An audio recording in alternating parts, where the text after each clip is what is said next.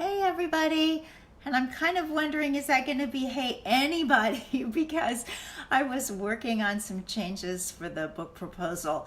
My agent had wanted me to expand things a little bit. He didn't use the actual phrase flesh out, and I'm so glad he didn't, because I have such bad memories of flesh out from back when I used to be a magazine writer.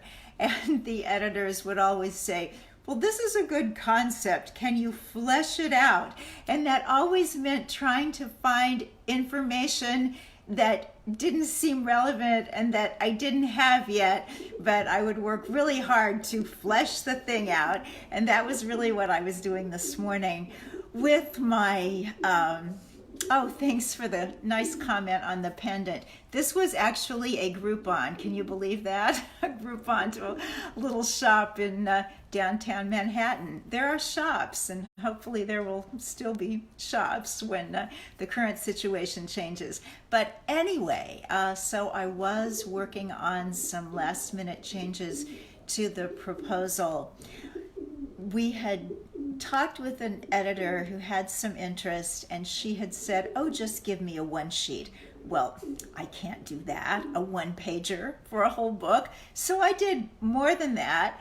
But then when my agent read it, he wanted more still, which I think is a good sign, because I think it means that he liked what he saw. So anyway, I was doing that until just now, so I didn't post anything on social media about doing this today. So we might just be the little core group, those absolutely in the know, and hopefully everybody else can watch later. So hello live people, hello people who are live but watching a recording.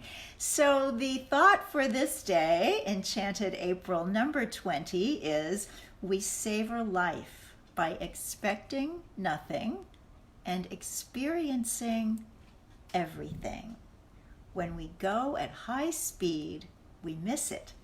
And that comes from, oh golly, I'm not going to say an old book. I'm going to say a time-honored book of mine called Shelter for the Spirit, about making your home nurture your soul. And I recall that in the same section, when I was writing about when we go at high speed, we miss it, my daughter, who was then 13, had made this statement, well, 13 years are a long time if you live them slowly. And I see that the older I get, the more important it is to live slowly, because the days go so fast. Even these quarantine days, I don't know how they've been seeming for you, and I'd love to hear from you in the comments of what the days seem like. I know for a lot of us, they don't seem separated. Like somebody sent around a meme that said, this is Friday. In other words, day. Like nothing really changes. And yet, even so, I find that the days go very, very quickly. And I always have lots of extra things to do, even now. So I want to talk a little bit about something that somebody was asking for last week, because I never want to leave anybody out. So she had asked about salads. I know that's not really about living slowly and experiencing everything. Can you give me a second? My dog is in need. Okay. Dogs are wonderful. Their needs can often be met very quickly. So I do want to talk about salads for the person who was asking about that. And I hope that you're here, a person who asked, and forgive me for not knowing your name right off the bat. I'm going to have to go back and look at that. So I want to share with you some salad bowls. This is a little bitty salad bowl. This is like a side salad, or maybe it's a salad that you would have with a bowl of soup and some bread or something like that. This is a nice salad bowl for two people. Or maybe it's a salad bowl that I would use to toss a salad in just for me, and I would then put it in something this size. Now this other one, oh my gosh, I don't know if you can see it up against this phone camera. This is a salad for 4 or 6 people. if you're really eating salad in this powerful way, that I do believe if we were to do that would make a huge difference for our health, for our immune response, for our longevity, and even for looking nice, because it's about high nutrient density. And you don't want just to say, well, I had 2 apples and maybe 3 salads last week, and then what were you eating the rest of the time? No, it's not about here and there, and yeah, I do that sometimes. It's about really pushing those nutrients into your body that makes a big difference. We've all heard people say, oh yeah, I changed my diet. I did that for a while. I didn't really notice anything. But it takes a major change to notice a major shift. So I get these 2 big salad bowls that I have at a restaurant supply house, because I don't really know where else you can get salad bowls that big. I also have gotten into the habit of perfecting the whole meal salad. That's not a new idea.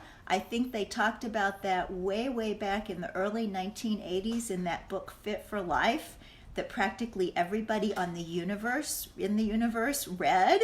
If you're young and didn't know about the Fit for Life phenomenon, it sold just about 50 million copies around the globe in dozens and dozens of languages, and it basically talked about eating fruit in the morning and lots of raw vegetables. It wasn't 100% vegan, but it was pretty close.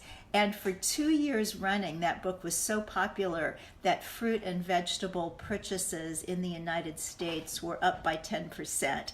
So they talked about the whole meal salad. But I think anybody that's really into feeling terrific knows what that is. And it's a salad, which my friend Lane Martin, who's sometimes on this call, calls oomph factor. Sometimes people will say to you, oh, you're a vegan. I guess you eat a lot of salad. Like they feel sorry for me. And I know the kind of salad they're thinking about. The iceberg lettuce, it's kind of brown on the edges, and the little anemic tomato. But that's not the kind of salads we're talking about. A whole meal salad, a salad with some oomph factor, means that it's got all kinds of amazing things in there, and you're getting all of your wonderful colors, which is where the phytochemicals and the antioxidants hang out. So my very favorite green is arugula, and I also like romaine. I also like cilantro. I also like those mesclun greens. I've already told you I don't like spinach, so I tend to cook that and not have it in salad.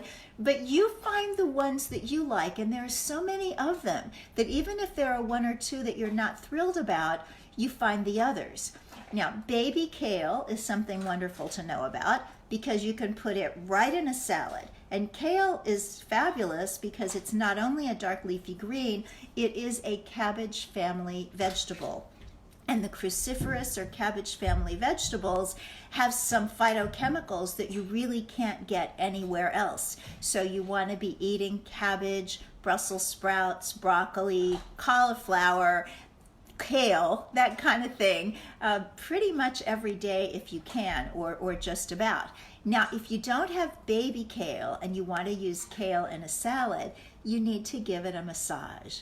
Don't we all miss massages? Oh, be still my beating heart. I know some of you probably live with somebody who'll give you a massage. Oh, you did something good in your past life. Anyway, I miss massages, but we can massage the kale. So you get the big kale and you take it off the stalk. Oh, dogs really like to chew on those kale stalks, by the way, kale stems.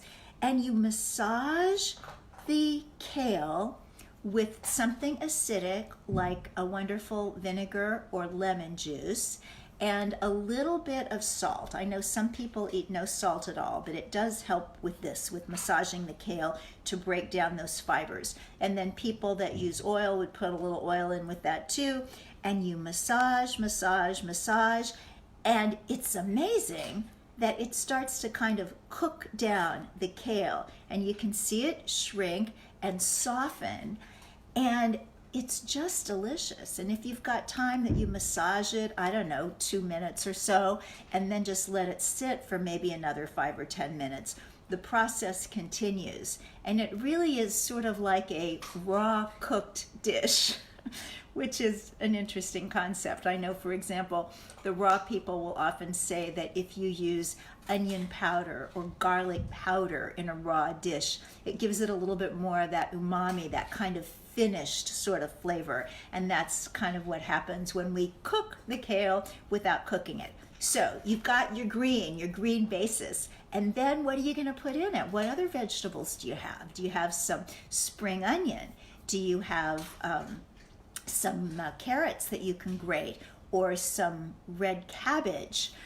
Do you have some peppers, red or yellow peppers? And this all creates more of a meal. But here's what really makes it a whole meal situation, and that is when you put in something cooked and substantive. So lightly steamed broccoli, steamed sweet potatoes, yellowfin potatoes. It's just something that grounds that salad. So you don't walk away thinking, I had salad, where's the food? It's like, no, the food is there. And then you get a little bit more of that if you use something like some avocado, you put in some sunflower seeds or some hemp seeds, and that little bit of fat will also help with taking in more of the fat-soluble vitamins, and it'll just give you more oomph. And if you need something on the side with your salad, you know, there's rice cakes and sourdough bread and whatever you like, and never killed anybody to have a tiny little piece of raw or a really good dark chocolate at the end. But basically, that's what I do for a salad. Oh, another thing I've discovered, when I was getting off oil, I found that something that helped me have a lighter salad dressing was to put in some dried fruit. So I'd put some raisins or some dried blueberries in the salad with my seasoned rice vinegar, and it was just like fine. It tasted fully dressed. If you don't know about seasoned rice vinegar, you get it in the Asian section of the supermarket, and it's just vinegar with a tiny little bit of sugar in it. And I don't know what they do to that stuff, but it tastes oily. It tastes rich in a way that other vinegar doesn't. But I also want to put in a word for balsamic vinegar. Dr. Caldwell Esselstyn, that we know for prevent and reverse heart disease and a very big proponent of no oil at all, talks about eating dark leafy greens throughout the day even with a little balsamic vinegar on top. He gets very much into the endothelial cells that line our arterial walls, and that we really assault them with animal fats and extracted oils, and that when you feed them with these nutrient density of the leafy greens, and then you put some balsamic vinegar with it, it helps these endothelial cells to heal, and they're so important to protect us from heart disease, which kills the most people. It's funny, in times like this, in this epidemic period, we think about infectious diseases, but still, in this country, it's the degenerative diseases that take the most people out, sadly. So I'll talk a little bit about salad dressings, because I know that the questioner was asking about that too. So seasoned rice vinegar by itself can be a salad dressing. And otherwise, another dressing that I just figured out that is oil-free and pretty wonderful is you start with Kite Hill cream cheese, and probably the tree line spreadable cheese would work beautifully for this as well. I usually use the Kite Hill with, I think it's onion and dill in it maybe, but anyway, any kind of cream cheese like that, and your first thought is probably cream cheese, that's full of fat, that's terrible. Oh, Greg reminded me, beans should go in the wholemeal salad. Duh, of course they should. Garbanzos are my favorite, but kidney beans work. Did you know that small red beans are the highest in antioxidants of any bean. That's because those antioxidants like the colors. And there's more of that red color around the small beans than around the big beans because there's more bean inside that doesn't have the color. But anyway, yeah, all the beans are great. Lentils are wonderful to top a salad. I know we always think about lentils in soup, but even leftover lentil soup can work on top of a salad. So, we've got the cream cheese, but this is not like Philadelphia cream cheese, and it's not even like tofutti, which is vegan but doesn't have the best ingredients for your health. But something like the Kite Hill is just almonds, acidophilus, seasonings, and a little bit of salt. So you take that cream cheese and you mix it with lemon juice, and you really mix it up so that it's nice and creamy and thick. And you put in whatever kind of seasonings you like, garlic, little onion, Italian seasoning. It's a wonderful, wonderful dressing. It takes about 20 seconds to make and doesn't have oil, and it really works. And then, of course, there are all the wonderful nut-based dressings. So these are not fat-free, obviously, but we're not saying fat-free. We're just saying let's stay away from the extracted oils and get our fats as part of whole foods. So my favorite is the classic Caesar dressing that is based on cashews, raw cashews. And if you have a powerful blender, you don't need to soak the cashews. If not, it's probably a good idea that you soak those first. And then you just mix it with a little bit of lemon juice and water and seasonings. The recipe that I use comes from my all-time favorite cookbook, which is actually a cookless book, and it's called Raw Food Made Easy for 1 or 2 People by Jennifer Kornblit. So I think Jennifer and her publisher, the book publishing house, would be okay if I put that recipe on my Facebook today so that you'll have it. It's wonderful, especially when you're just doing, romaine and a little bit of seaweed and you want a kind of classic Caesar salad. It's really, really good for that. So that's what I do with salads. Salsa makes a good dressing, says Greg. Low calorie too. Very good. And yes, and Beth and Greg are having a wonderful conversation about beans. Isn't it delightful how we can meet and connect on Facebook? And thanks, Janine, for saying that Shelter for the Spirit is one of your favorite books. I appreciate that so, so very much. So thank you all for starting or middaying your day with me, and we will be back right here tomorrow for Enchanted April, day 21. April comes of age. See you then.